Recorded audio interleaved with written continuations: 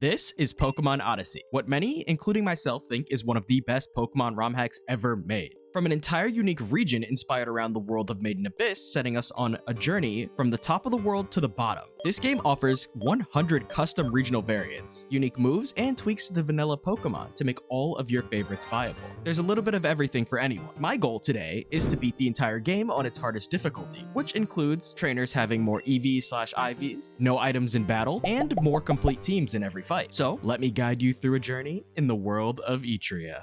I like the icons over here already. This is a good sign. I love when they put icons here because I can feel a little bit more connected with the characters. Meet our protagonist Nyx and her partners Plusle and Minun, who are preparing to start their journey and join the Adventurers Guild, just like their sister Amy, who also happens to be the strongest member of the guild. Amy tells us she's going ahead to complete some errands, which leaves us free to explore for now. Obtain level candy? A special rare candy that sets your party levels to the current level cap, so you don't have to cheat rare candies again. Cinema!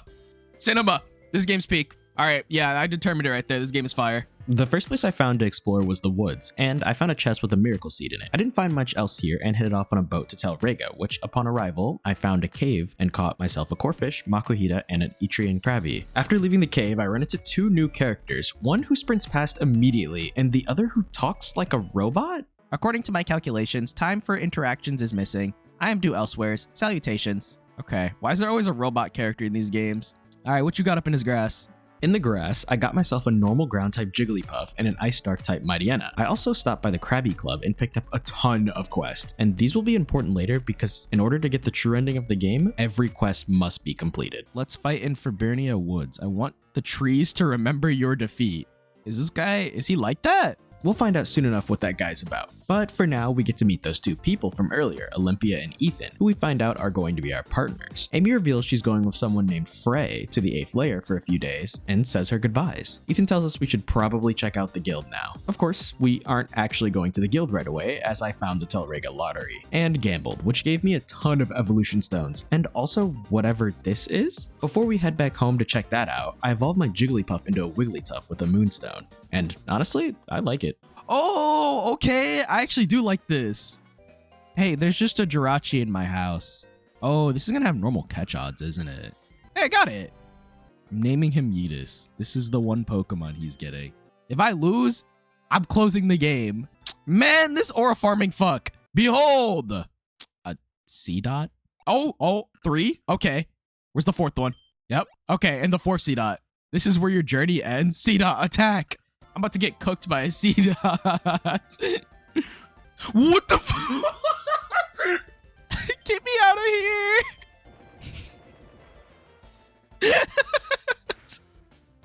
My Pokemon. It appears I've lost.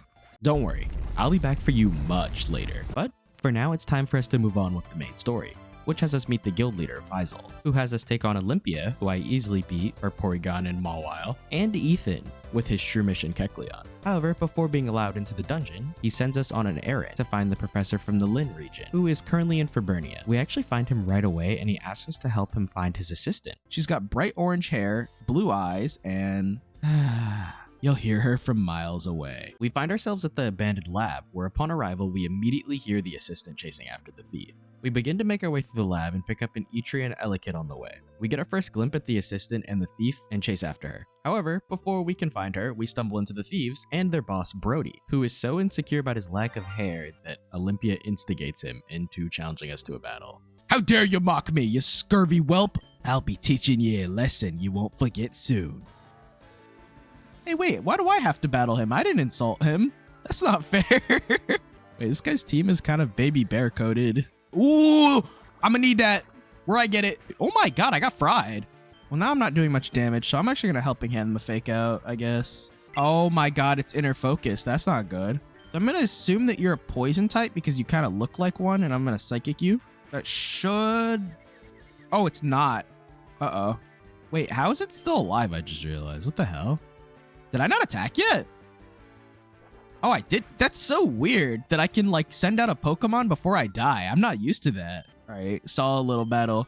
After defeating Brody, we ask where the assistant is, and he claims to not know. Suddenly, her Gyarados blows through the wall and the thieves run away while she gloats. We inform her that the professor's been waiting on her and head back to Telrega. We actually unlock something called naval exploration after completing all of this, which is a system that allows you to free roam the world on the ocean. While out here, we stumble into an orange circle called a foe. Running into one of these usually means defeat, so I will be avoiding these if possible. We find 3 islands while we're out here. The first island, Varley, is like a shopping district and had a bunch of quests for me to claim. The second island, the Jagged Mountain, had us do a puzzle, which allowed us to enter a secret passageway. We obtained the move relearner here, and also an awesome quote for those who know. Who the hell do you think I am?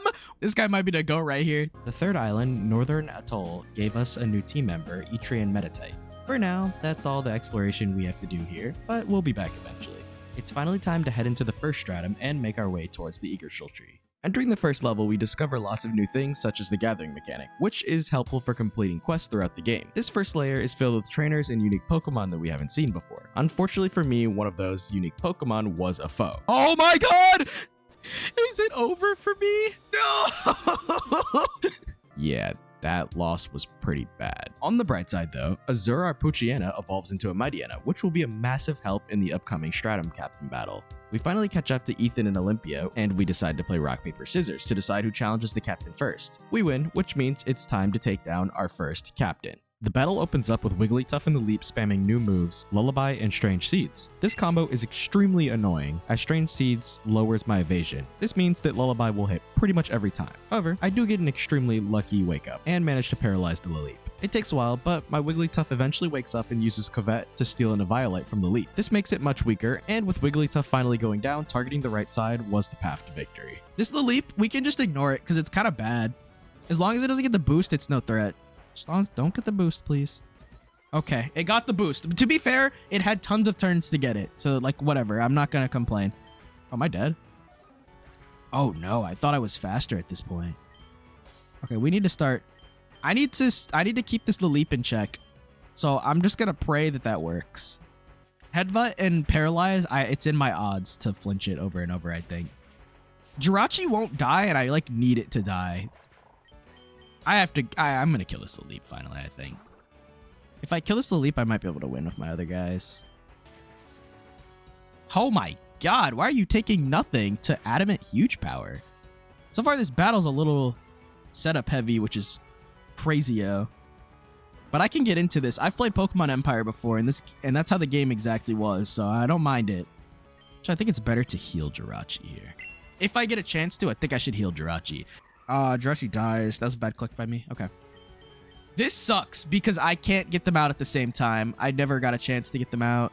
Wait, I forgot that's how that works. That's actually good. Because now I can get my Thunder Wave off. Okay, maybe I'm not fried. Oh yeah, there was no threat at all ever. There was no threat to begin with.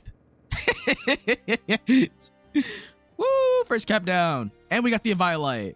Now, it's Ethan and Olympia's turn to battle her, and they also managed to take her down. With all of our battles out of the way, we are given clearance to head to the second layer. Before we can head out, a mini earthquake happens, but it quickly stops. We don't let it shake us up though, and continue moving forward until we reach the Eagershell tree. Upon arrival, a second earthquake occurs. Something is going on, and the game comes to the perspective of Aim, our sister, and Frey. They have found a temple down on the 8th layer, and Aim wants to report it back to the guild. Unfortunately for her, Frey has other plans and betrays her. Before she falls to him, he asks her one last question, any clue on where the prince might be hiding. She taunts him one last time, claiming the prince was in her back pocket, which makes him angry. And then she says, Nyx, I'm sorry to put this burden on you, but I know you're strong enough to carry it. I trust you, and I always have.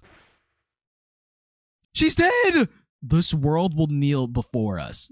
Let them know true fear. Back again with Nyx, and it's time for us to enter the World Tree and descend into the second stratum, which we find is a desert biome called the Desert of Golgonda.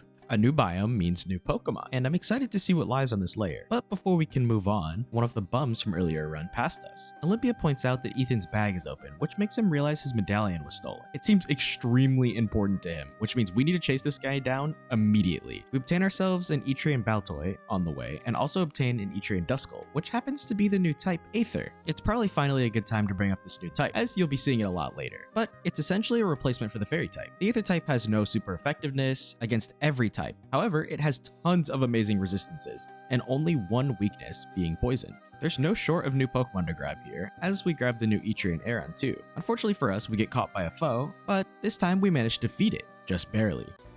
Yes! After escaping the cave, we finally catch back up with Nyx and Olympia, who inform us that they haven't found the thief yet. It's looking pretty bad, but a pink-haired girl named Kit overhears our conversation and claims she might be able to help us find something if we come back to her base camp. The group doesn't really trust her much, but we don't have much of a choice, and follow her back. She actually provides some useful intel that she gathered, and the group of thieves were actually led by Brody, which does make a lot of sense, and we could find them at the Gorge of the Zanotto. She warns us to be careful, as that area apparently is pretty dangerous and filled with foes. We managed to avoid an encounter with any of them for a while. However, we come across a cave with an old amber that's being guarded by a foe, which forces us into a tough battle with two foes back to back. I took down the first one pretty easily, but I was not happy to find the second one. Are you two? Man, ain't nobody got the technologies for this. We won. We did it. Winning this battle unlocks the rest of the cave for us, which gives us a fossil encounter. I pick up an Etrian Kabuto here, and I actually really like its colors. Moving on from the cave, we find an entrance to Brody's hideout. Unfortunately, we don't have a way in, but we try to knock. Maybe they'll actually let us in. Someone actually does respawn and ask for a password. We just have no way of knowing what it could be. Fortunately for us, one of the thieves from earlier appears behind us, and we decide our best bet is to chase him down. We end up finding him in one of the sandy caves. He really wasn't hiding well, and he attacks us. He actually does take down our vault, but Jet and Yeetus manage to clean it up with 2 Zen headbutts. The thief is surprisingly cooperative after losing to us, and just gives us the password in exchange for letting him go. We give the password to the man at the door, and he actually lets us through. I'm not so sure this group is too smart. Upon entrance, the group splits up as Ethan is eager to get his medallion back. Olympia lets us know that it was a gift from his late mother, so the importance of this medallion is starting to make a little more sense. However, Nyx feels like there's something off with those two, but it's not worth thinking about right now. We begin to make our way through the cave and find many new Pokemon via trainer battles, before finally catching up with the gang. Unsurprisingly, we find Olympia and Brody bickering with each other again, and it leads to us battling him. The battle opens up with Brody's Mariana and Marowak, which handle our Volt and Jet swiftly with Bulldoze, plus Icicle Spear. However, Meditite cleans up Mariana with a Bullet Punch, and Azor gets good chip on Marowak with Icicle Spear. Cypher comes out, which is a big threat, but we hit all our Icicle Spears this time, finishing off Marowak. The matchup is pretty bad for these two, so I switch out Azor for Yeetus, and Meditite goes down to a Wing Attack. Luckily, Rosalina and Yeetus are here to clean up the remaining 3 poison types, with Body Slam plus Zen Headbutt spam. Curse me luck, why can't I ever win? Perhaps you don't believe in yourself enough. Confidence is the key to success. Maybe you were bullied as a child. Or perhaps your parents never gave you the attention you deserved. Okay, but it's never too late to grow, to improve. Do you want to change the world? Then start by changing yourself. Make amends, return what you stole, and help other explorers instead. I can do it. Now say it with me. What? I can do it. Louder! I can do it! Thank you, little robot. Ain't nobody ever cared about me before. I'll become a better scallywag thanks to your teachings. First, I'll give back all I've taken, starting with your medallion. Here's your medallion, lad. May it serve you well. Thanks. If you be needing me, just give me a shout. No one lays a finger on ye. You hear me? Mission accomplished. Objective, return to Gorge of Zanotto. Perhaps we were too harsh on Brody. And with that out of the way, finally it's time to look for the second Stratum captain, who Kit informs us is her brother. As always, the gang decides to have a race to try to find him. Nyx arrives first, and he introduces himself as Rocky, the second captain, and the previous partner of Amy and Frey. Someone who was a previous partner of those two won't be weak, especially because he's a sand-based team, and our current team is matched up terribly into him. My first attempt goes terribly, and we only managed to take down Etrian Sandslash before going down. My second attempt went a bit better, taking down 4 of his Pokemon, but ultimately it ended the same. However, this second attempt let us see what his full team was, and made me realize there's just 0 chance my current team could win, meaning we needed some new members. I caught myself an Etrian Cubone, and named it Lex, and I decided to train up the Etrian Duskull we found earlier. However, Duskull would be the one that would join the team for this fight. Why Duskull? Duskull learns Will-O-Wisp, which is great utility to cripple almost the entire team, and Nightshade for consistent damage source. In combination with that Eviolite we stole from the first captain, it takes hits way better than you'd expect. The fights were becoming a lot closer now, almost a little too close. Dude, it's so close. Because I have to 5-hit again. Does Bite kill? Oh, I should have tested Bite. No, Bite doesn't kill. I have to 5-hit.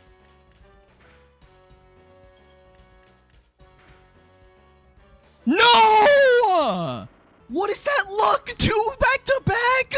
Oh my god. Come on, bro. All right. Winnable. Okay. What the? What? I didn't even change anything. Why is he here? Oh, guess I die. Oh, well. Okay. Well, I get a kill at least now. Yeah, the game actually just... Whoa!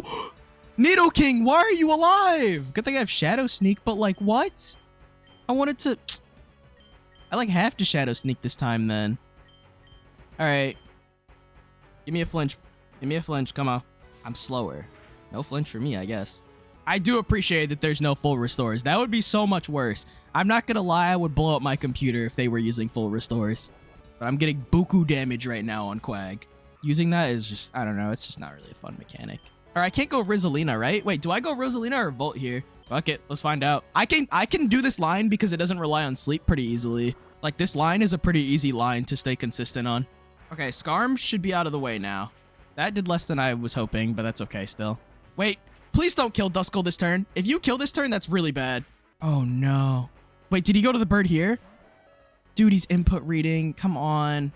Also, I thought that would kill. I might lose off of that. Because now Quag dies, and then the bird comes out. No. Maybe Donphan clicked a ground move too for no reason. That's the only thing I can hope for right now is that Donphan for no reason clicked a ground move. Nah, Rock Tombed. I die. I'm pretty sure I can pray on Lullaby here. I think I have a turn to pray on Lullaby. I don't need Lullaby to win. I need 3 hits, but Lullaby is like backup. I got the crit. That matters because I don't die to this. I win. I hit the Lullaby. I win. That covered everything. We're going to full target Skarm. 3 hit. Nice.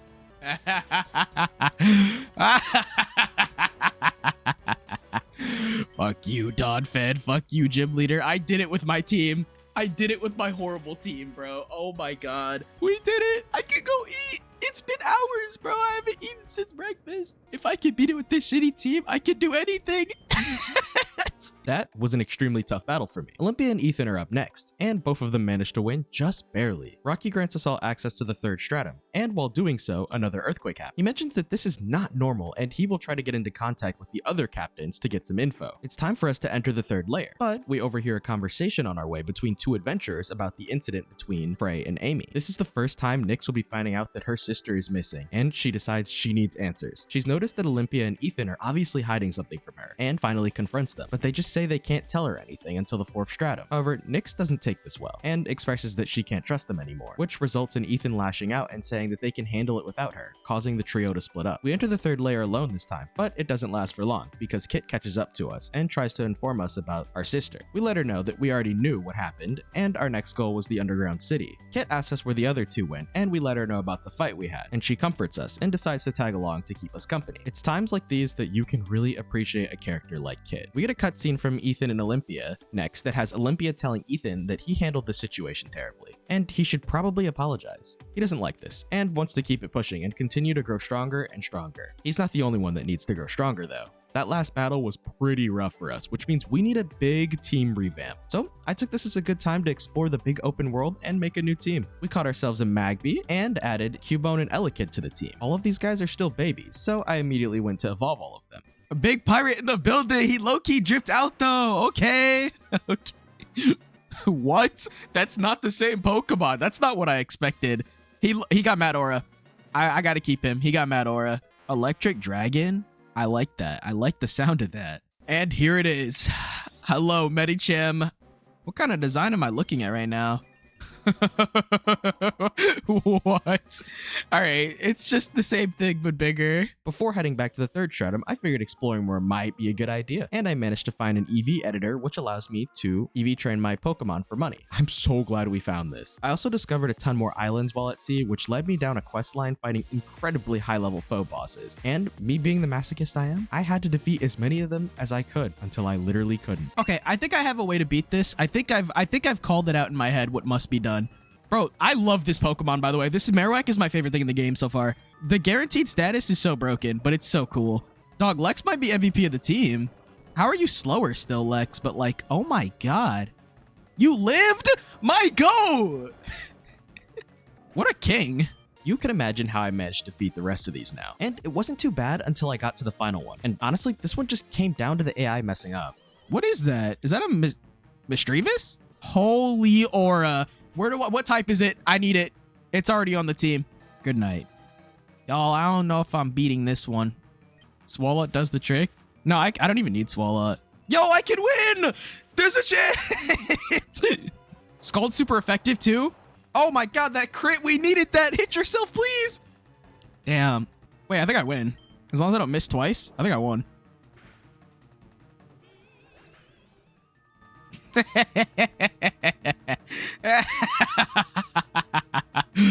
Oh, we cheese those.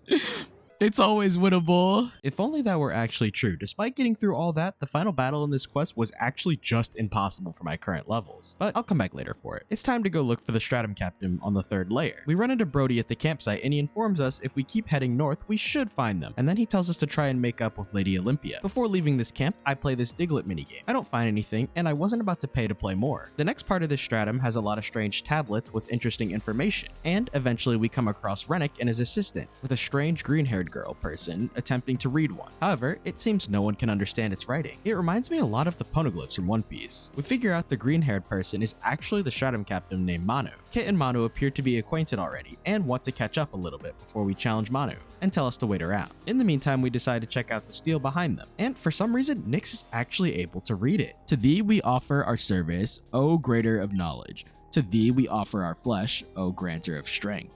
To thee we offer our spirit, O granter of energy. May our offer free thee from thy prison and return thy original splendor. May the children of the holy tree perish beneath thy magnificence. We will await thy advent, O abyssal one. My head. What is going on? I feel so tired. Nyx, answer me. What's wrong? Kept me waiting, huh?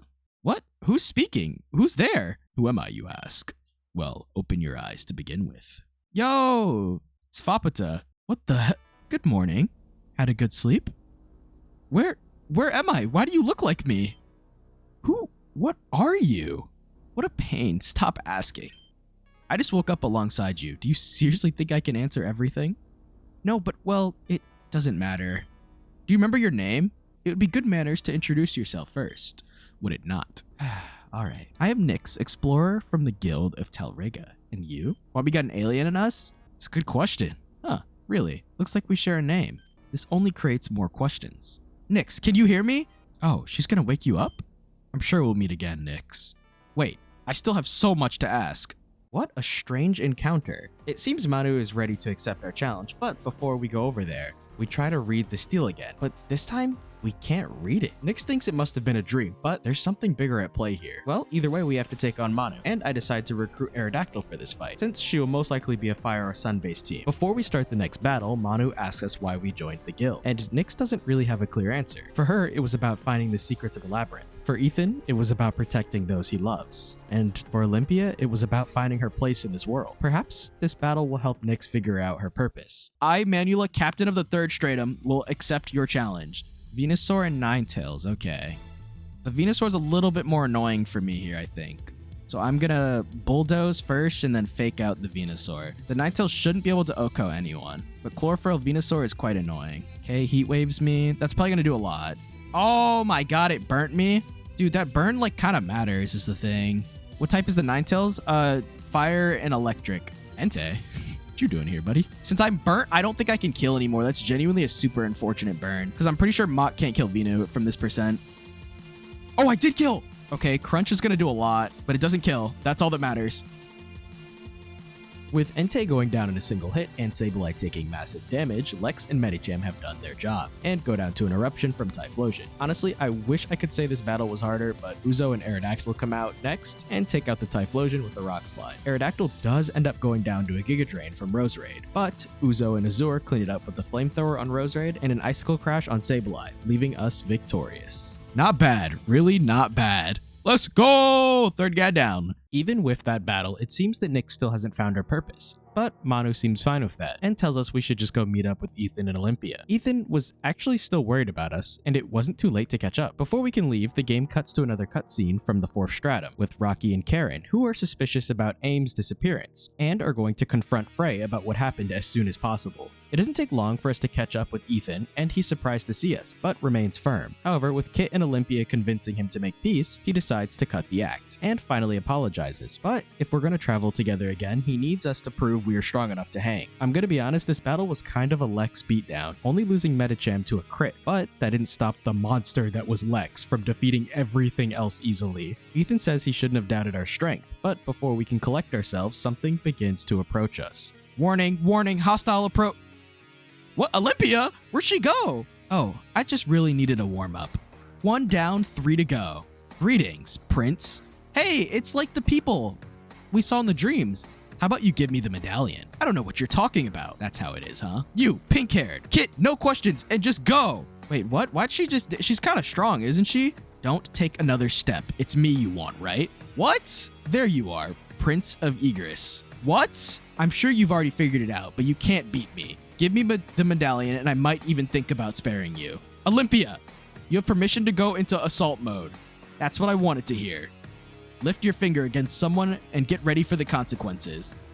What? Okay, some crazy stuff is happening here, and now a mysterious cloaked individual has appeared and begins to take on Olympia and Ethan while General Kozuki challenges us to a battle. Bro, what is happening?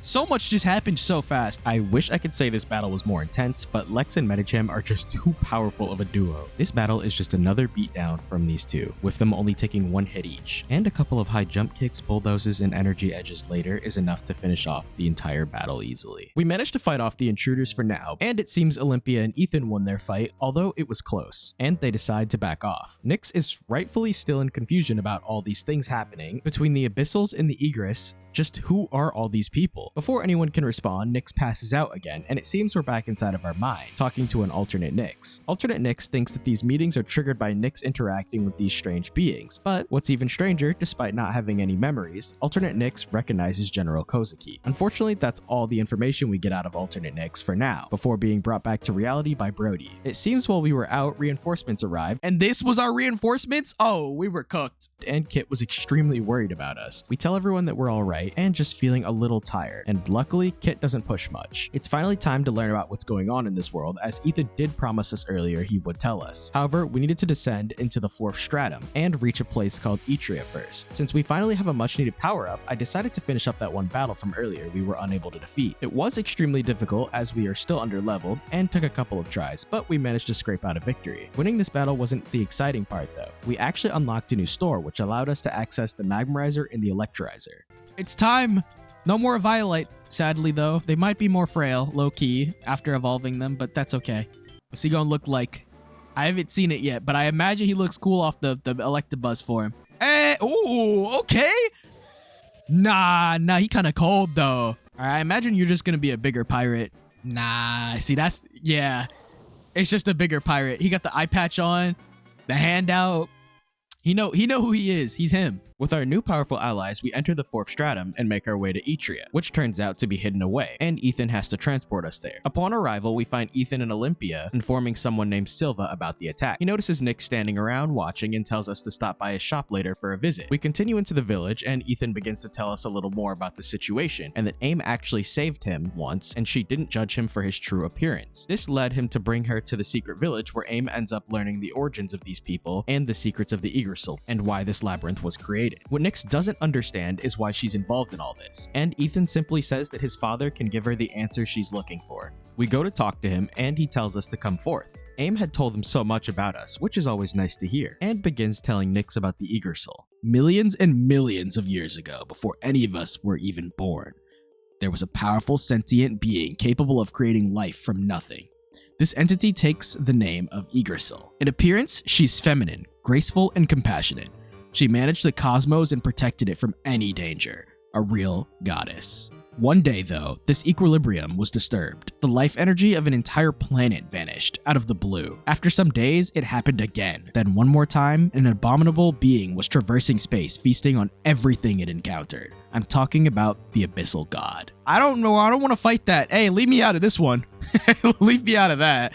a supernatural being with 1,000 tentacles, whose power was almost on par with the one of Yggdrasil. Our goddess intervened as soon as she could, but it wasn't easy. The struggle kept going for millennia, up until the abyssal god, wounded, fell onto a small blue planet. Yggdrasil followed it and imprisoned it in the depths of the earth, shaping her body into a gigantic tree and digging tunnels with her roots. If I'm following this correctly, that means correct, young human. The labyrinth itself isn't more than an immense prison meant to contain the primordial evil. We, Ygriss, are the descendants of Yggdrasil, and the abyssal are the kin of the god of the depths, created to move the war against us. However, we managed to stop their advance and sealed them deep in the 8th stratum. That put an end to the war, or so we thought. What do you mean? Some abyssals, loyal servants of their gods, managed to escape before getting sealed, and now they plot revenge against us. Their return is imminent, and we need all the help we can get. Now, that's a lot to take on all at once, so of course it overwhelmed Nyx, and she says that she doesn't think she's up to the task. But if Nyx ever were to change her mind, they would always welcome her. Ethan asks Nyx how she feels about all this, and reasonably so, she says that she's feeling more confused than ever. I mean, gods and alien species? That would overwhelm anyone. Ethan says he understands, and then asks for our trainer card and gives us a chip Silva made that grants us permanent access to this place. Speaking of Silva, we should head over to his lab and see what he wanted. He actually had a favor to ask of us, which was to battle Olympia, since he wanted to collect data on her progression from traveling through the layers. Nyx agrees, of course, and begins battling with Olympia, which goes about as you might expect from the last couple of battles. We start with a high jump kick and a bulldoze, and we keep spamming both of those moves until her entire team goes down. There really wasn't much that she could do against our 2 stars. Silva seems pretty happy with the results of the battle and wants to give her a quick checkup before we all leave, and Ethan says he's got something to do as well. Nyx wonders where he's going, and Silva lets us know that he's probably at the graveyard to visit his mother, and we should tour the city in the meantime.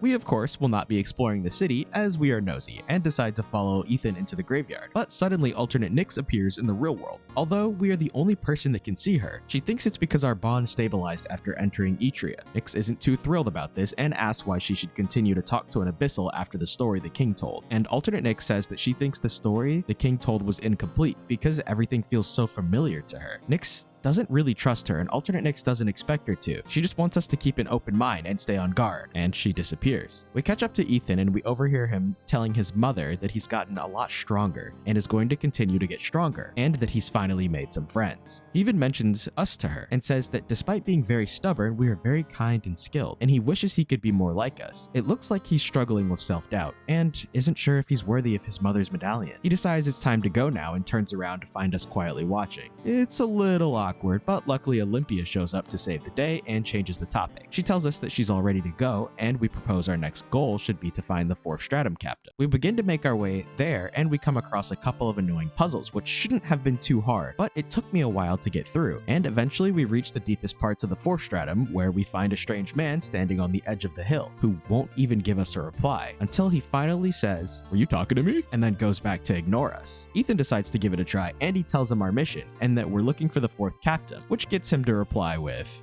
"Good, but who? Who what? Who asked?" We gotta kill him. We have to kill him. We gotta get rid of this guy. This causes Olympia to step up to deal with him. She asks him where the captain is, which he ignores and proceeds to call her a calculator. She gets pretty mad about this and begins to roast him, which was kinda corny, but it seems to have worked, since he's replying now and proceeds to attempt to battle her. He gets horribly humbled to the point she says GG easy. He reveals after the battle that he was actually the captain and his name was Cassian. We finally can ask for a battle. It looks like it's our turn next, and he reluctantly accepts. All right, so Ludicolo is going to be extremely fast here, so let's fake out the Ludicolo and then put him to sleep and ignore the one guy. I might just kill him, honestly. It's got Fakemon. It's got regional variants. These are all like actual Pokemon. They're just variants. Oh no, I might be dead. Who can I even go into? Who's safe to go into? I'll go, because I don't want to take a hit from, well, I'll have to go Emo Kid, no matter what. Oh, that's gonna do damage I don't want to see. Damn, I should have gone for Kingdra, because I'm gonna lose someone now here. I'm gonna bulldoze. Oh, it did pulse me. That's so bad, because I'm probably gonna die. Damn, I should have gone Azure first, so I didn't sack that guy. That guy was pretty good in this fight, I think. All right, Politoed down. All right, we're probably gonna lose someone else here, unfortunately. Honestly, I'm Black Glasses. That could kill. Yeah, I'm Black Glasses. Oh, there's a Suicune. I threw by killing my one guy. Who's Lex? Mighty N. Oh, wait. Oh, Lex is Cubone. Or Marowak. Oh, I crit the Suicune. Yes. Dude, that crit mattered. This sucker punch is going stupid right now. Oh my god, and I win. I first tried it. Woo! First try. We cleaned him up with a ground type. Lex is the GOAT. Lex, you are truly the GOAT of the whole playthrough. Yes, very good. Now you can access the underground city. Now leave me. I'm here too. I hate my life. Ethan wins against Cassian. Great. I don't see any other people lining up, so I'm going back to my little world. Goodbye. Yes, goodbye. After we leave, Cassian receives a text message from Manu calling him to the underground city, which means this won't be the last we see of him. Something big is going to end up happening here. But before we go, I do some resource collection for Dolomite and Sapphire, which allows us to unlock a choice scarf and a choice specs, which are going to be absurd power spikes for the team. Now it's time to make our way into the underground city, and we find out that this was Ethan's previous home before the Abyssals attacked them. And then we get a cut to Visel and Manu talking about all the adventurers that used to reside here, and how there were no signs of life anymore. If you remember earlier, even Rocky and Karen are missing. It's time for us to take a deeper look into the city, and we discover the infirmary, which we begin to notice has no people in it. In fact, no one is in the city at all, which we know is because they all disappeared. But what's happening here? Olympia detects a strange glow coming from the east, and we decide to go check it out. We approach the east side of the city, and we see Frey attacking Rocky and Manu. Unfortunately, he zaps Rocky away, but Ethan puts Olympia into assault mode, and she steps in before Frey does anything to Manu. She tells him not to move a muscle. We join back up with Olympia, and Frey tries to act friendly with us, but Nyx doesn't give him a response. He isn't very surprised by this because of the disappearance of Aim. This gets to Nyx and she yells at him. Where's my sister? What did you do to her? He asks if we want to see her, and then transforms into his abyssal form and says he must get rid of the others first though. Ethan also transforms to even the playing ground, and Frey realizes he's outnumbered, so he calls on Kozuki and the mysterious hooded figure. We decide that we want to be the ones to take on Frey, but he has other plans, and the hooded figure he calls His Majesty walks up to us and removes her hood, revealing herself to be Aim, our sister. It appears she was reborn as an abyssal and attacks us immediately. So it'll click follow me, but I should go first anyway and be able to just wild charge knock it out. Ooh. Oh, it didn't. The Togekiss didn't click whatever. I should have bulldozed. Oh, I don't even kill.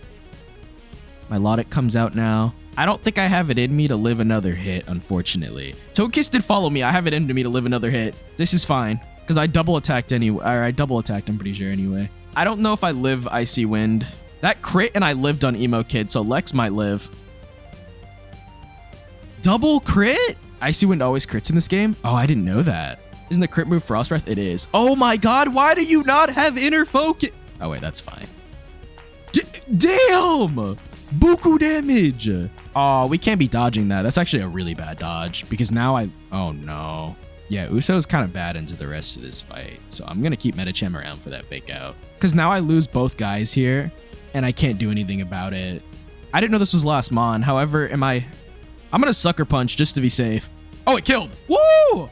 I thought I lost. Let's go. After the battle, Nyx shouts, "Frey, what the hell is going on here?" To which Frey replies that this is Aim's true form, and that she's an abyssal princess, and that her and Nyx were both the daughters of King Darius. It's pretty obvious at this point that's why we keep seeing the abyssal version of ourselves in our head. Nyx and Ethan try their best to snap Aim out of it by reminding her of the time they spent together, and it actually begins to work. But Frey orders Kozuki to send her away before we can do more. Before Frey leaves, he goes on to tell us about what happened to the people in this town, and how they'll eventually become food for the abyssal god, and teleports away, leaving Nyx to question who she really is. Cassian and Kit arrive, and Ethan gives them the rundown on what happened, which they don't fully understand yet. Ethan mentions that we need to figure out where they took Karen, Rocky, and Visel. Luckily for us, Kit informs us that we were wrong, and we actually do know where the other captains are being kept because of a tracker on their trainer cards, which reveals they're being held in the 6th layer. We decide we need to head after them, and Kit and Cassian take off first. With the newfound goal, Nyx reveals to Manu that she has a motivation to challenge the labyrinth. She wants to save her sister and find out about her lost past, and Manu tells her to never forget this feeling and takes off to catch up with the other two. We ask Ethan if he still trusts us, even though we're an abyssal, and he reassures us that he still believes in us. Olympia agrees as well. However, he feels like something is off, and his father was hiding something from him. And that's when a bright light flashes and a voice begins to speak to us, and it tells us to come to the main chamber of the tower. All shall be revealed there. We don't really have much of a choice but to go at this point, and we descend into the main chambers of the tower. We arrive at the ceremonial room, where we find the Yggdrasil herself waiting for us. I am the beginning.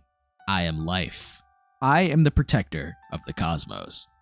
I am the one known as Yggdrasil, She tells us that King Ramon's story is only a fraction of what really happened, and that the one who really banished the Abyssal was none other than the Abyssal King himself, Nyx's father. Of course, this shocks everyone, and Ethan asks why the king would condemn his own people. Yggdrasil tells him to be patient and listen. She goes on to tell us about how King Darius took time to live amongst the humans and learn their ways. He discovered that the Abyssal God, despite being his creator, was an evil and deceitful being. This led him to try to lead his people away from the war and create peace. That doesn't explain why Nyx has no memories, and Yggdrasil explains that it was Darius's wish. You see, two elements would be needed to banish the Abyssal God, a Royal Ygera and a Royal Abyssal. Unfortunately, before this could happen, Ethan's mother was killed. This causes everything to be delayed, and he was forced to entrust his daughters to the Ygriss while he was sealed in the 8th stratum. But before he was sealed, he asked the Ygriss to seal the memories of his daughters until the time was right, with King Ramon being the only one left that has this knowledge. Yggdrasil then gives us the quest of journeying down to the 8th stratum to seal the Abyssals again, otherwise all shall be lost, and bids us farewell. This was a lot to take on, and it was pretty much just us three against the world. Ethan and Nyx rightfully begin to panic until Olympia says, "We are not alone.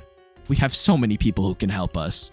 Objective, don't give up. If we made it this far, there must be a reason. We can count on Manu, Cassian, and on that bald Brody. Yeah, on him too. We can convince the captains of the second half of the labyrinth to fight for our cause. If we can find Vissel, Karen, and Rocky, they can join us too. I envy your fortitude. I'm as broken as you are, but if we sit on our hands, we won't solve anything. Come on, we need to get to Manu's group in the 5th stratum." We head to the 5th stratum, and we discover that it's actually a temple, and for some reason it feels very nostalgic to us. Ethan informs us that we're actually in an abyssal shrine, and while it doesn't ring a bell to us, we immediately get a headache upon hearing this, and need to take a rest. While resting, Abyssal Nyx appears and tells us to stop looking so upset and just accept who she really is. The facade that we're putting on won't work forever, and we need to learn to rely on others from time to time, and then she disappears. We go back to our friends and tell them that we're feeling better now, and ask what the plan is, and our goal is to reach the base camp in the 5th stratum and meet up with the others. We get to see Rocky and an unnamed adventurer talking next. At some point, Rocky expresses his concerns for his friend Aim and Nyx, which seems to intrigue the man. I wonder who this man could be. Yo, this is the Abyssal King.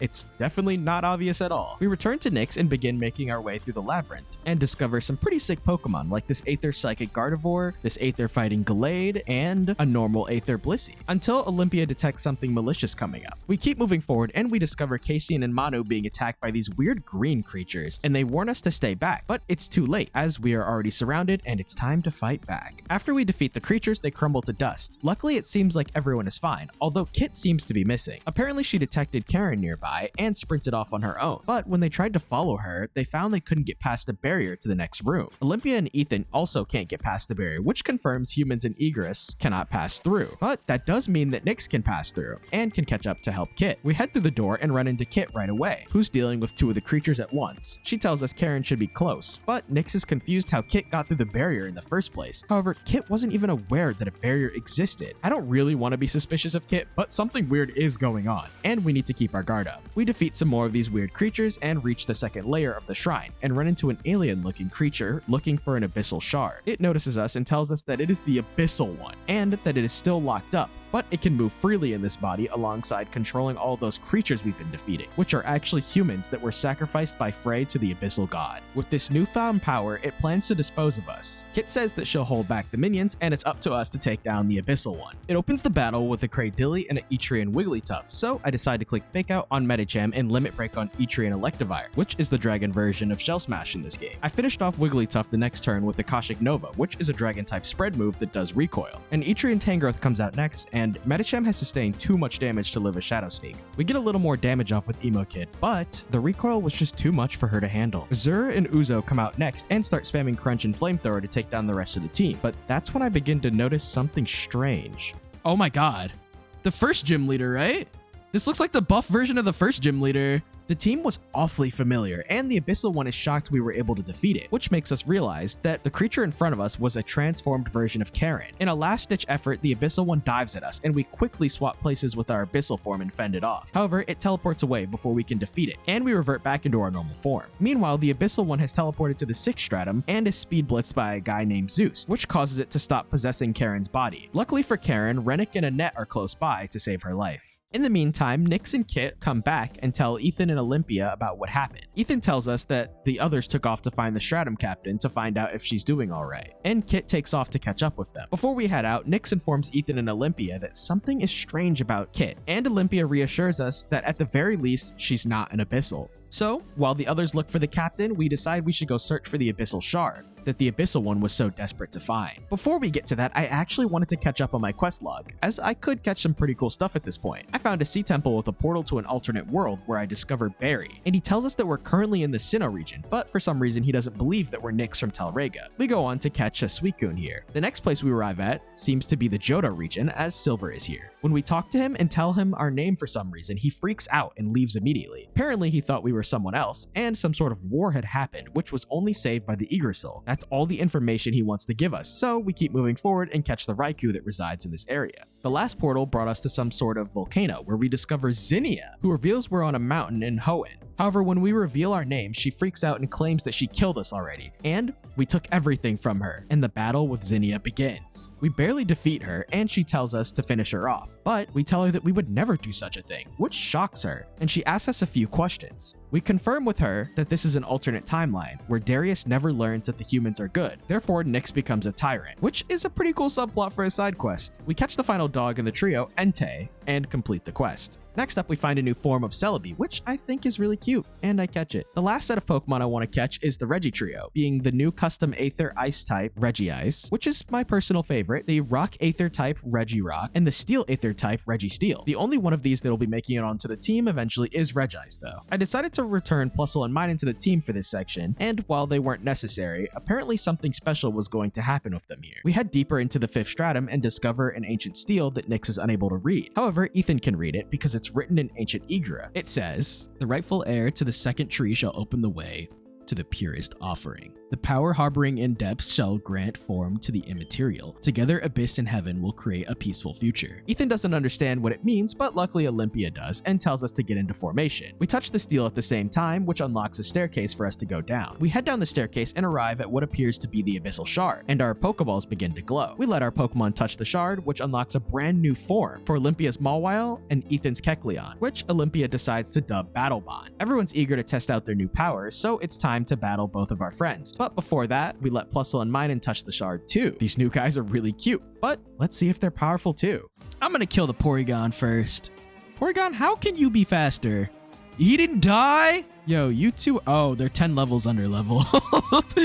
These guys are bums. Unfortunately, we do lose that first attempt, so we bring out the big dogs to take care of it. We start off with a fake out onto Porygon and a flamethrower into Scizor, which does kill. Relicanth comes out next, but a Mach Punch from Medicham and a Scald from Uzo takes out both of them. Dragonite and Mawile come out next, and both attack into Uzo, taking him down. We do get some damage of Zen Headbutt into the Dragonite though, which would have put it into range of Rock Slide, but we miss, causing us to lose our Aerodactyl too. Fortunately, Emo Kid comes out, and Akashic Nova plus Mach Punch is enough to finish off Mawile and Dragonite.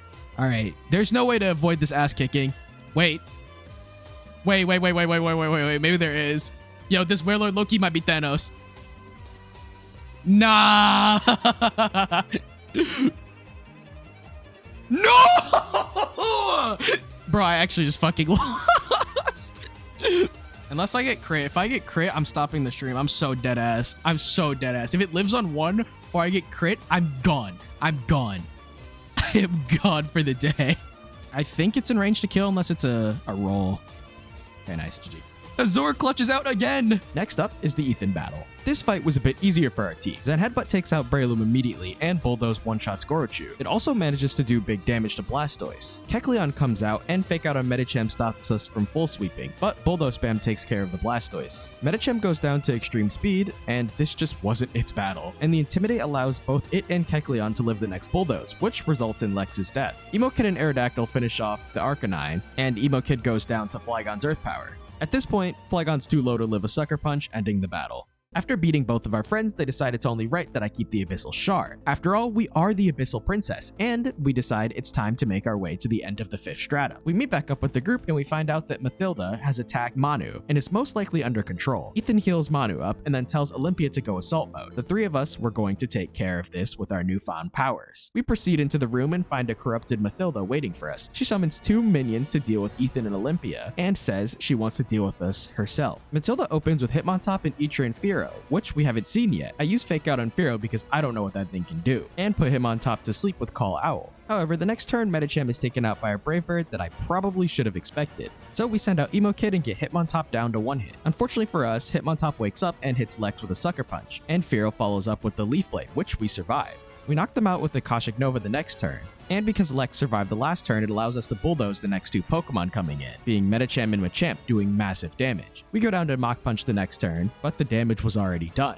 The speed drop allows us to outspeed and knock out Medicham with Akashic Nova this turn, and Machamp the next turn. The last 2 Pokemon remaining are Ampharos and Raikou, which managed to knock out Uzo and Emo Kid, but before Emo Kid goes down to recoil, it takes out Raikou and leaves Ampharos low HP, which we finish it up with the Sucker Punch from Azure. We defeat Mathilda, and it's still looking bad. The Abyssal one is threatening to rip her body apart, but Mathilda takes control of her body and rips it off and chases it away. She seems to be very impressed with the 3 of us, and the rest of the group arrives. We catch Mathilda up to what's been happening. The plan from here is to get to the 6th stratum and defeat and recruit the squad captain, as we're going to need as much help as we can get. We reach the 6th stratum, and I'm super excited to find that it's a snow area. Our first goal is to make it to the base camp. Before we can get to that, we find out that Kozuki is being imprisoned for being the ex-right-hand man of King Darius, and they can't trust him anymore. However, if he can put a stop to us from saving our friends, they'll be able to trust him again. But if he were to fail, his family's lives would be at stake. It's time for us to make our way up the mountain, and we make our way to the base camp where we find Rennick and Annette talking to someone named Lixin, who was kind enough to treat us to some curry, and he feels some kind of strange energy coming from all of us, which we decide to reveal to him all of our secrets. It turns out he already knew all these things though, and he was just curious if we'd be honest with him. He introduces himself as Lixin, the 6th stratum captain. Out of nowhere, Manu rushes in and explains that Kit is missing, and she hasn't seen her since the snowstorm. We assure Manu that we will find her. Meanwhile, we see Karen, Zeus, and Ramon heading into a secret passageway, and Kit was spying on them, which she follows them in. Now we just need to find the secret passageway ourselves, and upon entrance we actually find Kit right away, but she runs away from us claiming, "I have to find Rocky before it's too late." We go deeper and deeper until we finally come close to the end. There's someone up ahead. Do you still want to proceed? All right, lock.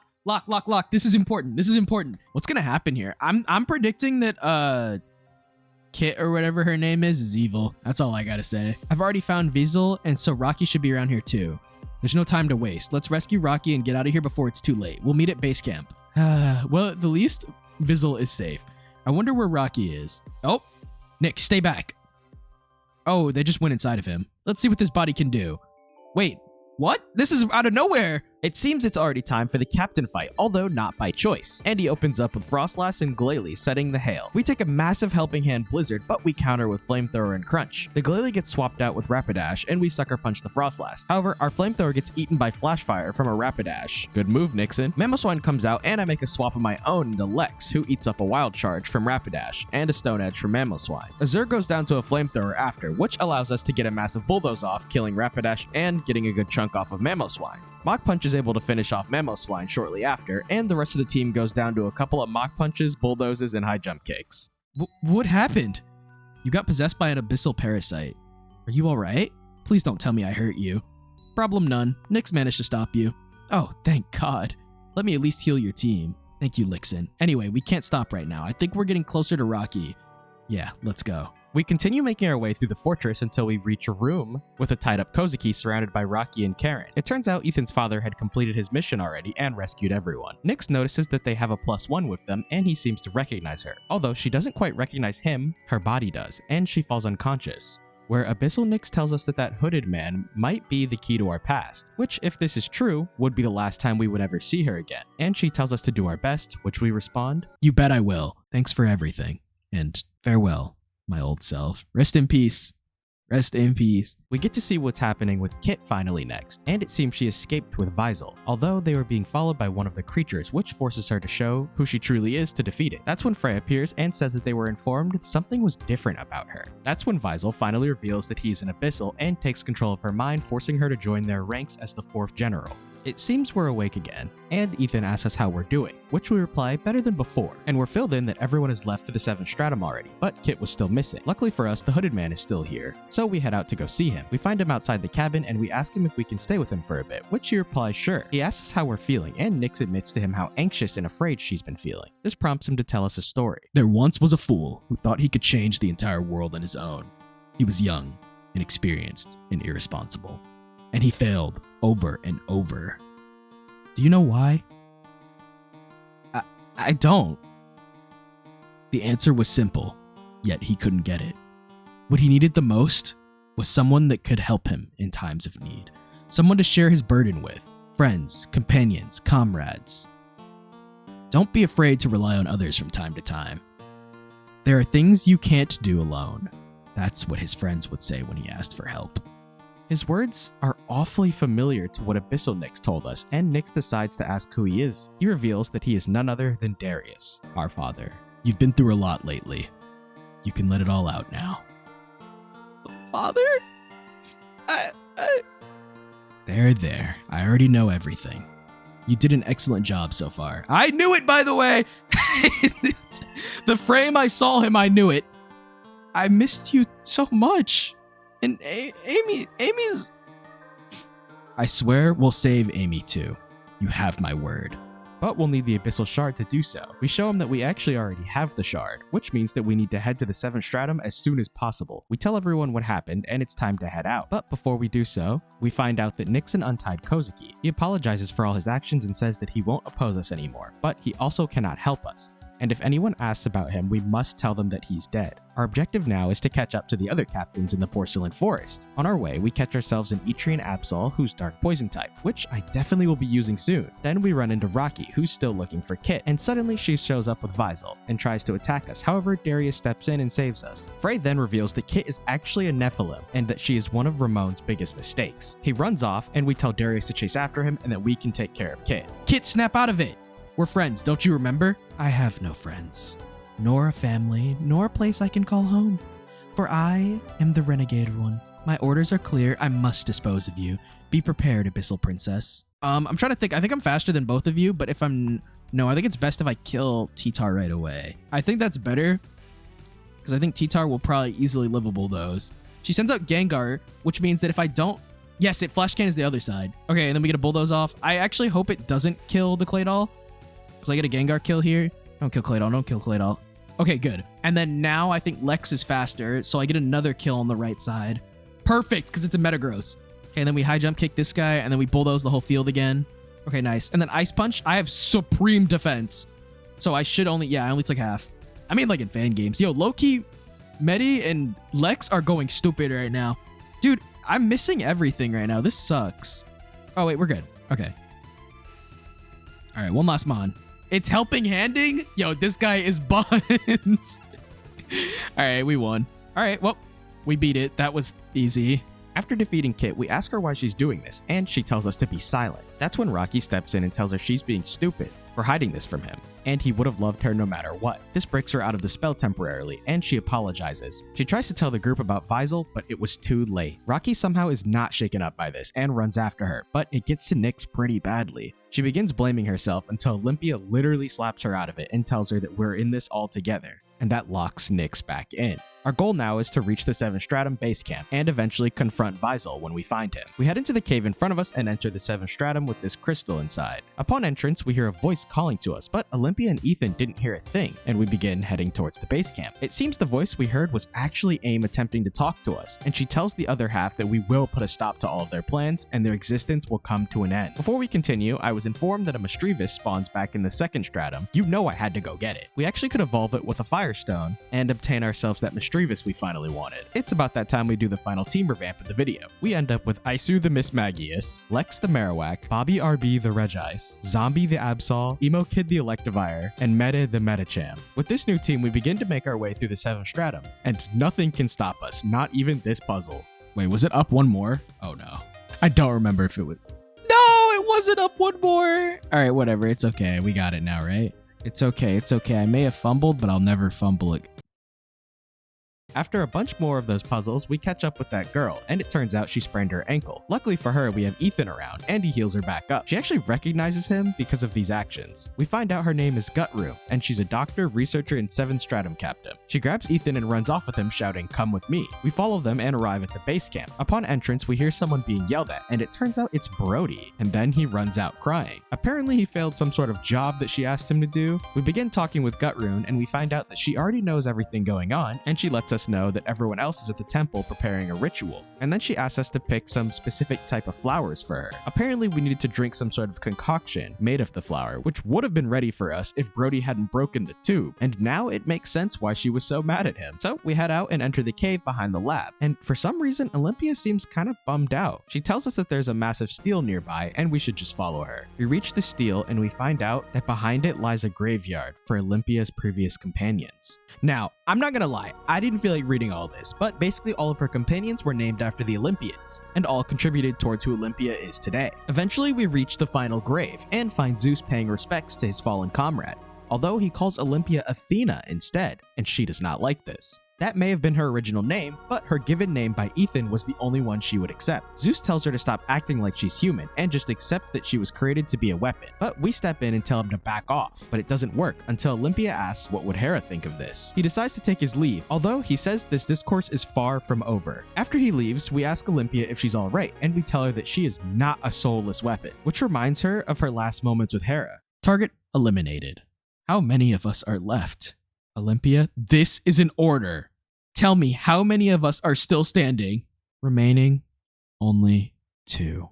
Insufficient energy reserves detected. Survival probability approaching 0. As commanding unit, you will receive my remaining power allocation. Thank you, Olympia. Your sacrifice will not be forgotten. Error. Energy transfer rejected by receiving unit. Zeus will likely despise me for what I'm about to do, but I'm certain of one thing. Your survival takes precedence above all else. Thus, I shall be the one to share my energy. Now listen to me carefully. You are not some soulless weapon. No one gets to define you, only you do. Okay. Yeah, she dropped it right there. So enjoy the rest of your life and protect Prince Ethan at all cost. Hera might have been a real one though. She might have been a real one. Nyx, let's make sure no one else has to suffer because of this war ever again. Huh? Olympia? That flower on Hera's grave. An Amaranthos flower? Come on, let's head back to Gutroom. She's probably wondering why we're taking so long. We head back and we give Gutroom the flower, and she begins brewing the potion. While we wait for it to complete, she asks us to meet her behind the building, where she challenges us to our 7th Stratum Captain battle. She begins the fight with the Gallade and an Arbok, and I decide to fake out the Gallade, forgetting that it has inner focus. It works out luckily because Arbok had clicked Sucker Punch. However, Medicham takes big damage from Gallade's 5-ring sword. Lex then uses Bulldoze, and it doesn't really do much damage. However, with the speed drop, it allows Medicham to outspeed and KO Gallade in one hit. Arbok uses Gunk Shot the next turn, and it does take out Medi. I send out Zombie, and Lex gets its Bulldoze off, doing pretty good damage, allowing Zombie's Sucker Punch to kill Gardevoir the next turn. Swalot's up next, and luckily for us, Arbok misses its Gunk Shot, which allows Lex's Bulldoze to take it out. She then sends out an Absol of her own, but the combination of Sucker Punch and Bulldoze was just too much for them to handle. Bro, oh my, Lex and Zombie in the cut, oh my god.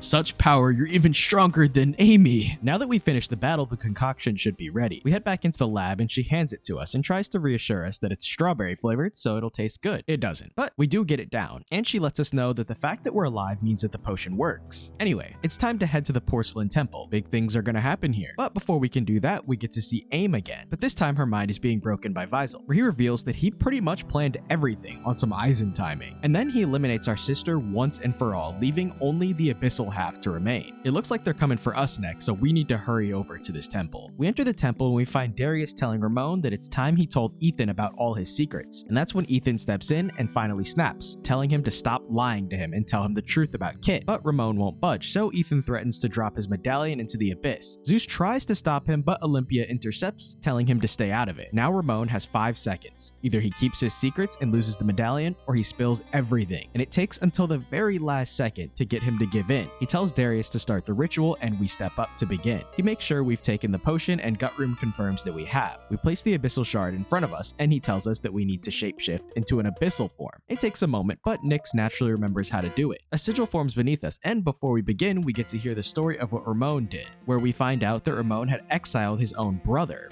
for having a relationship with an abyssal woman. However, it was too late because years later he found out that they had already had a child, which we now know as Kit, and he wasn't able to dispose of her.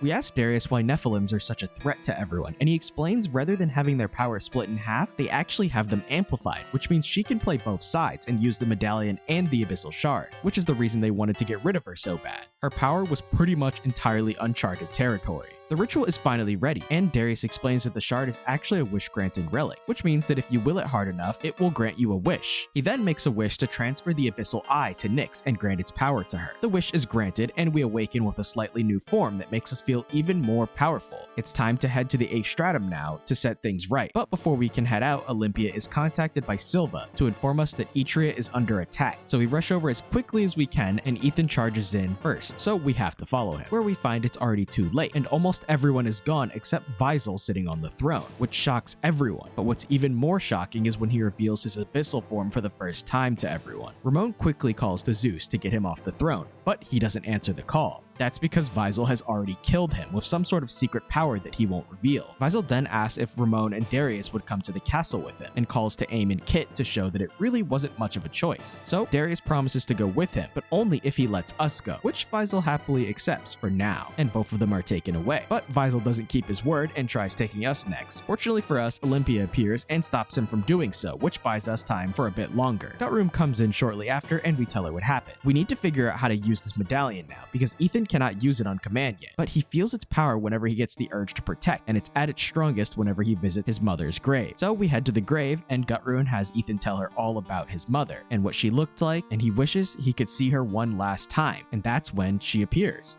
Gutroom, isn't it? That his mom? Hey, why's she blue? Oh, because she's a ghost. It seems like my son is under the guidance of a great mentor. Mother? Mother! Mother, I've missed you so much. I'm so proud of the young man you've become. Brave, kind, full of heart. Oh, and Olympia! Thank you for watching over my son. I owe you more than words can say. And you, Nyx, you've grown into such a fine young woman. You really do take after your father. Mother, you have no idea what's happened. So much has changed since you left. But I do know, Ethan. I've always been by your side, listening every time you spoke to me. It was you who couldn't hear my voice. The voice inside the medallion! The one father mentioned, was it you? What a wonderful son I have. You see, the medallion is nothing more than a direct link to the goddess energy and to the souls of the Egress. The purer and stronger your desire, the more energy you can release. That's how you manage to drag my spirit out of it. Use this knowledge as you see fit, my dear. I trust your heart to guide you. Of course, Mother, I will. Those eyes of yours filled with determination give me great hope. However, I believe my time here is coming to an end. It was so heartwarming to have this little reunion, but now we must part ways. Rip. I will watch over you, hoping that you succeed. Farewell, brave warriors. Rip. We ask Ethan how he's feeling, and he says he finally understands what he has to do now, and wishes on the medallion for a means to protect and for it to give him its strength. His wish is granted, giving him a new form greener than ever, and it's time for us to go to the 8th stratum. Before we go, I have some business to take care of finally. Yeah, how's it feel, bro? How's it feel? No explosions for you. In fact, I should let him explode, actually.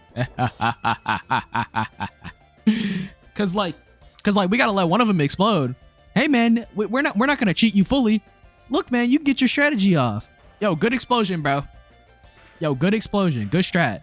Yo, dumbass. That was nice. That felt nice. That felt really nice to beat this guy up. Hold that shit. You'll shit yourself on the 27th of December at 15:30. Yo, what the fuck? Okay, with that out of the way, now it's time to head into the 8th stratum, and we find ourselves in some sort of cursed forest full of corrupted creatures and tentacles blocking our way. The only way to get past them is to defeat them. They're honestly quite tough. After defeating 2 of them, we're able to keep moving forward until we find Brody outside of our base camp playing lookout. We head inside and the final battle meeting begins with all the captains in attendance. We first have to fill everyone in on the Visel situation and the truth behind his betrayal and his plans. In order to put a stop to him, Nyx and Ethan must reach Visel at all costs with their newfound powers, so the teams will be split into 2, being our squad and the others being the captain squad, besides Rocky and Gutroom, who will score us and attempt to bring Kit back, which means it's time to begin the Abyssal Palace assault, and we start the siege on the castle, making our way through as quickly as we can. The rest is up to y'all now. Get moving. The others are waiting down below. Oh shit. Nyx, behind you. We'll handle these ones. You go help the others. There's no time. Go! Yeah, we gotta go. Come on, Nyx. Looks like you made it through. Come on, follow us. We can't waste a single second. Oh no, not again. Nyx, change of plans. We'll handle these minions. Go ahead, we'll catch up once we're done. We enter the next room, and something doesn't feel quite right. And after a bit of searching around, we find hundreds of abyssals stored in containers, completely frozen. Suddenly, the door shuts behind us, and Kit appears. Abyssal Princess, we meet again. Kit? Kit, wait! Oh, stay out of this. You are not my target. Snap out of it, Kit. I know you're strong. Don't let them control you. It's no use, Rocky. She's completely under their control now. I'll take care of her. Just focus on the others. Got it. Uh-oh. Well. Ready to get started. I like Kit too, man. You'll regret ever making it this far. This is Pokemon Odyssey. Oh, shit. Here we go. Kit's model is fire here, though. Abyss General Kit. What a lead from her. However, I actually have the lead to deal with this. Yep, T-Tar down. O-code that. And then even if it's not floating, we'll get a free bulldoze on something here. It's a Gengar? Oh my god, we don't have to deal with the Gengar. Thank you. Oh, the Reflect went up, though. That's bad. I should have killed this guy, maybe. Okay, we still kill Gengar, though. It's all good. I did no damage. Screamtail's out. I forgot she had a Screamtail. What do I do? I could go Isu. I think I'm okay with sacking Isu. Scared to do kind of a game of full input reading. Real. Oh, wait. What a goated fake out from me. Oh, it's a steel type now. Did I bulldoze again? Oh, I think I called there. Oh, that was such a bad call. Wait. That call did so much. I O-code it with the screen. Mainly because of the crit. The crit, though. We got the crit. Oh, my God. Okay. Go for a bulldoze and then flamethrower the clay doll before I can swap what it is. I think it's the correct play. Clay doll looks too cool to be related to normal clay doll. It is a pretty cool design. And she goes into Marowak and we're going to get the speed lower too. Perfect. I think I can call allies here and flame thrower. My charcoal? I don't remember. What's the best fan game with built-in Nuzlocke features? That's a good question, actually. You want it. All right. I see Arya and Flamethrower, and that... Oh, actually, I'll Shadow Ball it. Does more damage. You are chilling. Little crit. Call Lion. That's kind of annoying that I'm going to get burnt. Or maybe I'll get burnt. Hey, didn't pull it. Nice. All right. Pretty easy fight. We take down Kit, but it wasn't enough for her to fully regain control, and she begins lashing out, complaining about how much her head hurts. If we want to save her, we need to pin her down and remove the parasite from her body, but nobody's able to do it until General Kozuki appears behind her and keeps her held down. Ethan and Gutroom quickly spring into action and cut it off her neck, and finally allows her and Rocky to reunite. But the job isn't done for us yet, and we need to continue pushing forward. Once we step through this door, there will be no turning back. We walk through, and Olympia senses a sinister presence, which turns out to be Frey, and while he tries to taunt us immediately, it doesn't work. No more lies, no more betrayals. You will pay for what you did to my family and my friends. Your time has come, Frey. The Abyssal Eye? How? Silence. You won't even have time to say your last prayers. If it's a fight to the death you want, then a fight to the death you'll get. Come at me, Abyssal Princess. Let's see what he's got. I'm low-key, like, I'm staying stuff for real. All right, this lead is low-key balls into me. I'm not even gonna lie. This are not into me, but like this is such a bad lead from me. I just have to pray that Sceptile doesn't fucking Oko Lex. Okay, it didn't target Lex. We're fine.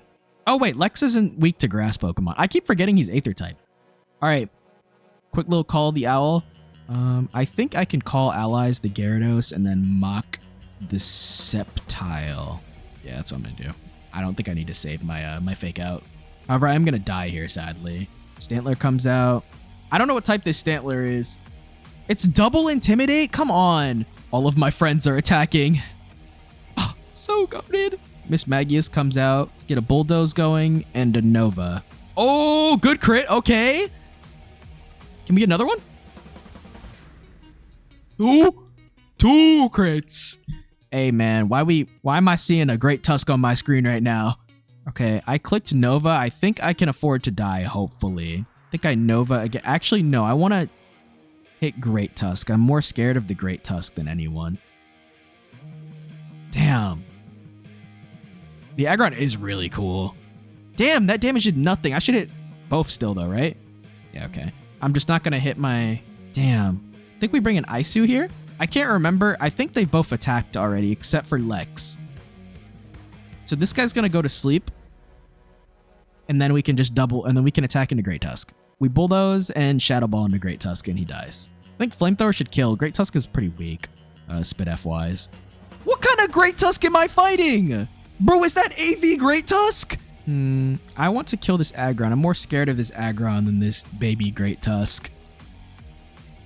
Okay, he's out of the way. We win now. Oh, I'm faster than the Great Tusk, too.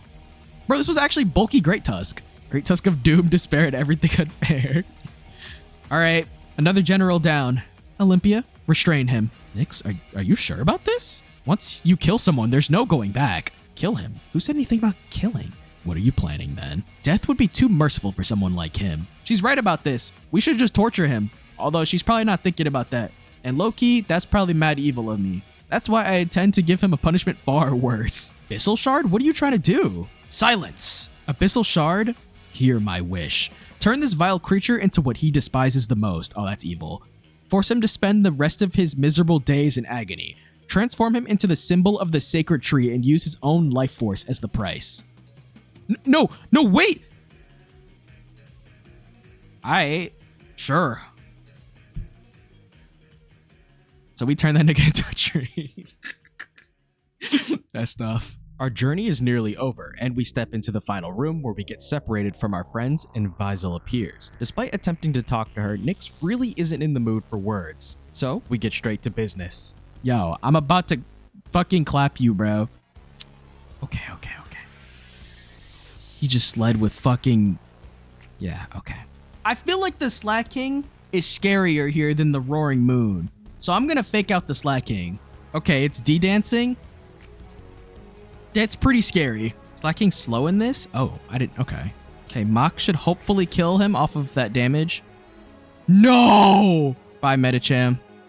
And I call allies the Slacking too. Dude, come on. Oh, he died to Life Orb. Okay. I don't know what he could click, but I don't think he can click Earthquake this turn, so I'm gonna go Emo Kid. Dude, stop with the Intimidate spam! Okay, let's just get to the damage cut. He body slammed my Emo Kid? That's fine. There's no way you live close combat. Oh, you suckered Lex. That's fine by me. Double sucker? They got my boy out of there! Bro, double sucker is crazy. I'm faster, so I out-sucker him no matter what. And then I CC the Magnezone. Nice. Okay. That did nothing. Oh my god, Magnezone took like 4 from that. Okay, it's okay, because he's just... Yeah, he Thunderbolts this. Doesn't do shit. It didn't do shit. This is a hard fight. I feel like the Omastar is going to be kind of strong. Oh my god, it's Sneak. I should have... No. Oh, wait. Oh. Oh, that killed? That's why you sneaked that? Oh, okay. As long as Magnezone doesn't Oko Isu, we're in a good spot. Dusknoir comes out. Flash Cannon, that's what I like to see. That's good moves. That's good moves there to see. Doesn't do too much. I think I sucker the Dusknoir and Flamethrower the Magnezone. Oh, it killed! Oh my god. Zombie, my king! Isu! End this! Alright, that was low-key close. That fight low-key, that lead was evil. Just what I was expecting from my niece? You expected to lose? Despite losing, Visel doesn't seem to be worried at all. In fact, he invites us to where our father and Ramon are being held. When we arrive, they tell us to stand back and not touch the circle, as it was a trap, and Visel says it was worth a try. However, it appears to be too late, as all of their life energy is being drained away. Our father's final words are, "I love you." And just like that, they're gone, with what only appears to be AIM standing before us. However, it reveals itself as a being called the Progenitor, something that should have been dead long ago, but it was living on inside the Abyssal one, waiting. Somehow, it manages to take the Abyssal Shard from us, and Olympia tries to get it back, but it blocks Olympia like it's nothing. We know we need to do something, or else it'll all be over. So, before the Progenitor can make its own wish, we call to the shard and disappear. Two roads lie before us. One where my lord rises and my kin survive, and one where they are erased forever. I choose survival, even if it means sacrificing you all. Then I choose the path my father believed in, the path that Helen believed in, the path that I believed in. If there's even the slightest chance that both our people can survive, I will grasp it with all my might. Well said. A clash of wills then. A battle to claim the future itself. Which vision shall endure? Which heart shall shape the world to come? Come, Abyssal Princess. Show me the strength that dares defy fate.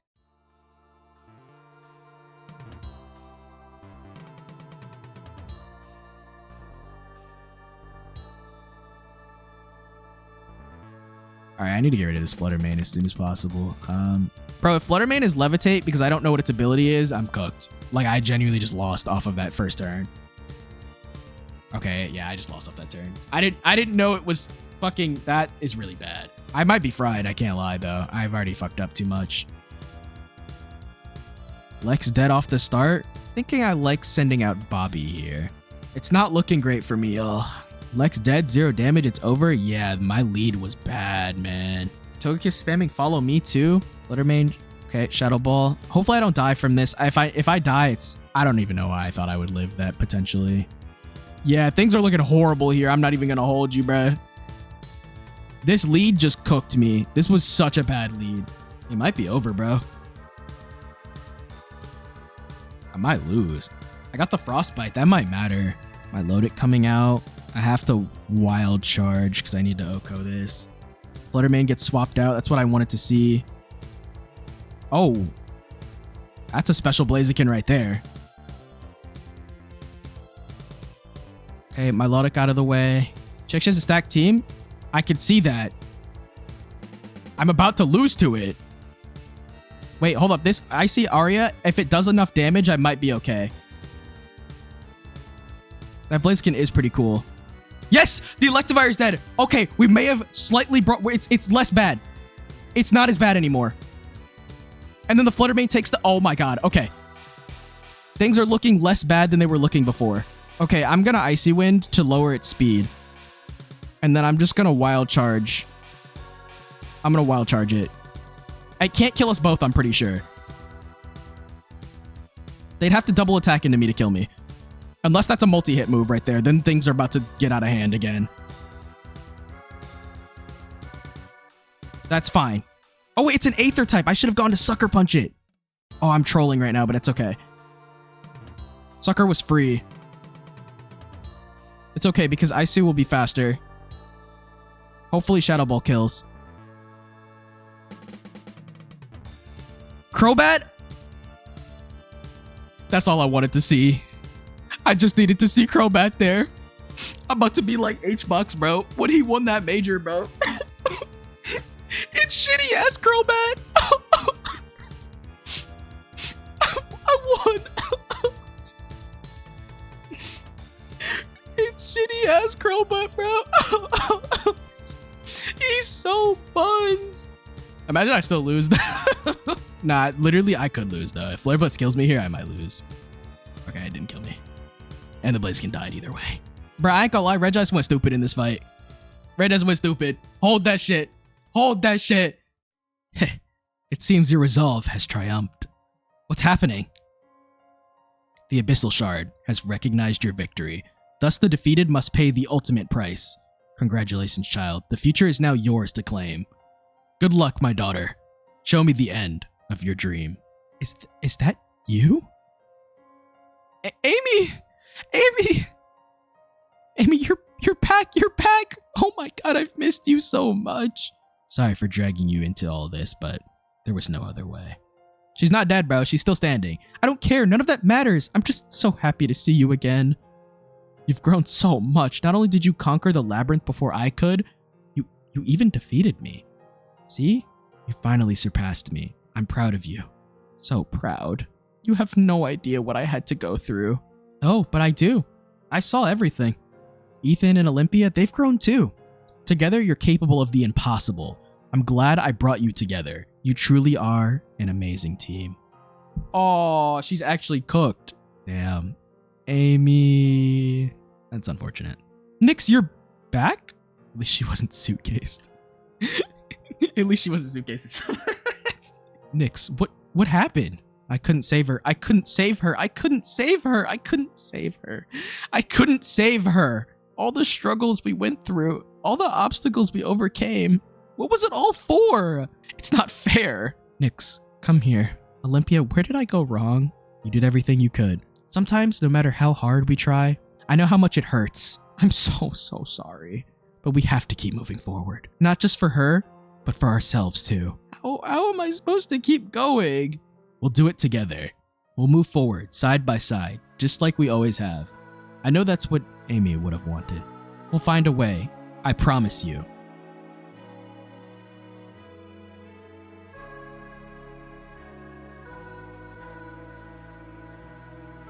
Aim, I promised I'd keep moving forward, even when the weight of it all feels unbearable. I'll live on for you, for everyone who believed in me. I swear, I'll find a way to protect this world you loved. Is that the Gurren Lagann theme? Well then, Nyx. Shall we get going? The others are waiting for us. Goodbye, Amy. And thanks for everything.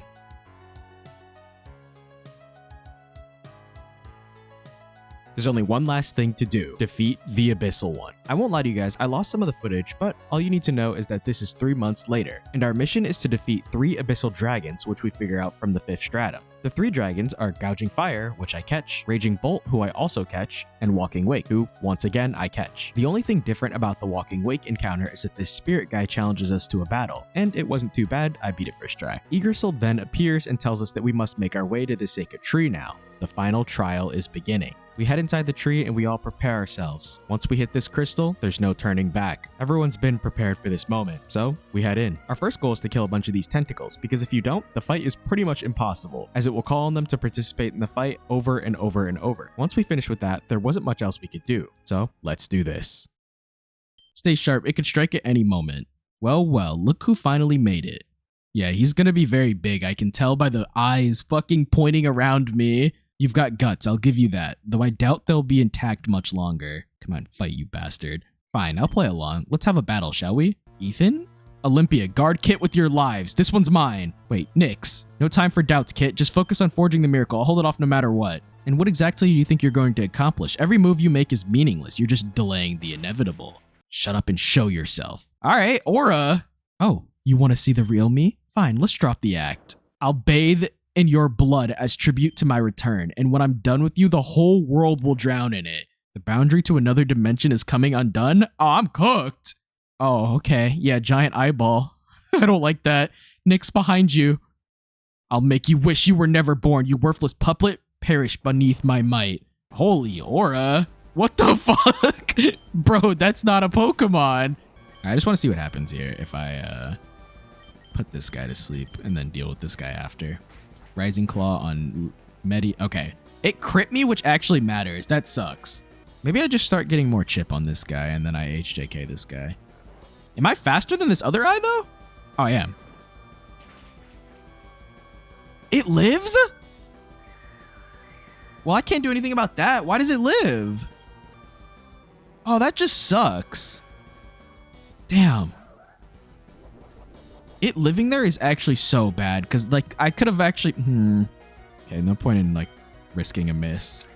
Okay. 2 tentacles out at the same time, and then he gets a Demon Rage off. Was he going to Demon Rage? That was a question. Okay, that's fine. That doesn't matter. Damn, I could have been in such a nice spot right now, though. Okay. Let's get an Icy Wind off. Is everyone here American? Probably because I stream in American time zones. I should live that, right?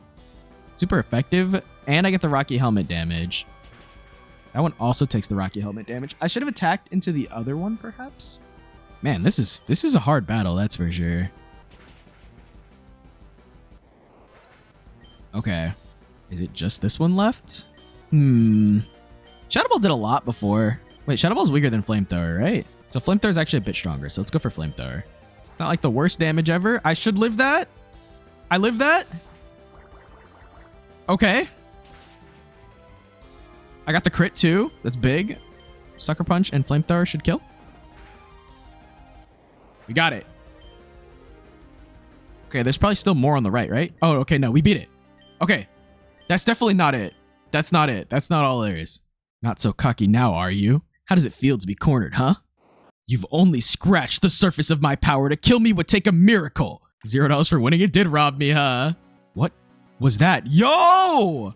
That's that goated music right there. What was that? Heh, you'll find out soon enough. Come on, Kit. It's nearly complete. You got this. We're counting on you. Go for it.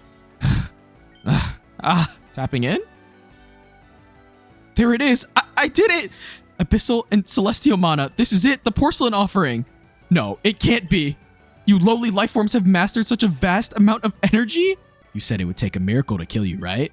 Well, here it is. From our bonds is born the certainty of tomorrow, not from blood, nor origin, nor form, but from choice. From the will to stand together, to fight as one, humans, abyssals, egress, egroids, nephilium, united under a single purpose. For my sister, for my father, for all of those who've fallen, and those still waiting for our return. We cannot fail. Your time has come, false god. Olympia. Kit, channel the energy into my core now. What? She's turned blue! Did she just jump into it? Incredible. Truly incredible. So this is it. The power of the porcelain offering. May all who share your blood be cursed children of chaos. Where am I? Hey, where are you guys? No need to shout, I'm right here. Ethan, thank goodness you're safe. Ow! There you are. Everything good if it ends good, right? Teehee. We did it. You were absolutely amazing. Who do you think I am? Let's find Olympia. I think Olympia is gone. Kit, why are you crying? What is it? What happened? What did you see that... Rip. Olympia, can you hear me? This was the goal! How can they get rid of man? What happened? Say something, I beg of you! Not this one, bro. Come on. Nah, I've like deadass teared up to this song. You saw, right? There's nothing left of the Abyssal one. Yeah, Olympia, I saw it. Just hang on. I'll go find Silva and... Ethan, there's nothing left to be done. I'm sorry. When the goddess told me that I'd have to absorb the porcelain offering, I already knew what I was agreeing to. We can fix you. We've done crazier things. Even if you rebuilt me, I wouldn't be able to move. I wouldn't be able to speak to you again. Without the goddess's energy, I'm just a shell. No, this can't be how it ends. It can't. I've already lost Amy, my father. I'm not losing you too. I wanted to see the world with you. To laugh, cry, chase treasure, get into trouble. I'm sorry. I'm really sorry. You've been the best friends anyone could ask for. You taught me so much and I love you all. Rip. Rip. Damn. Why is it always the character I like the most? She was low-key a fraud, yo. Fuck you, man. Olympia. No, Olympia, don't go. Olympia! Oh, she's just naked there. Oh, she's a human. Yo, let's go. Wait, that's actually a good ending. Oh, wow, my body was in really rough shape, huh? I can hear Olympia's voice. Like she's right next to me. All right, this stupid fucking gimmick. Maybe that's because I am right next to you. Yo, Earth to Nyx, you in there? I can hear her too. It's like, yo, I fucking hate this gimmick. What? Olympia? No way. It's a ghost. Idiot. Ethan, it's me. I'm alive. Oh wait, now I can say it. I'm back in the flesh. Nix, look. Leave me alone, Ethan. Nothing will bring her back. Olympia? This is insane. But it doesn't matter. Welcome back, my friend. Nothing's insane for those who can make miracles happen, right? And now, you know what we should do? Go home? Sleep for 2 days straight? Play cards? None of that. I'm starving, and Lixin still owes me one of his famous curries, so let's head back to Telrega and eat like there's no tomorrow. Is that the end? They're gonna end it right there? They should do like some like aura walk away and then go off screen. Yeah! Wattpad fanfiction has ending. Well, that's Pokemon Odyssey. I hope you guys enjoyed watching my journey through this game. And before I end the video, here's what would have happened if I lost that final battle. The tomorrow that never came. No, I'm sorry guys, I failed. It's not over yet. Just let me heal your... As if I'd let you. Oh, he just killed them. Did he just eat them? Oh, he just ate me. Oh. Oh, okay. Nix, no. What do we do now? Run. What? I said run. I'll hold it off as far as you can. Oh my god, it's too late for that eager scum. No, this can't be. Rocky, I'm sorry. That's so sad. Oh, they're all dead. He just ate all of them. They lost. Oh, that's so sad. This is the end, Gut Rune. Okay, bye.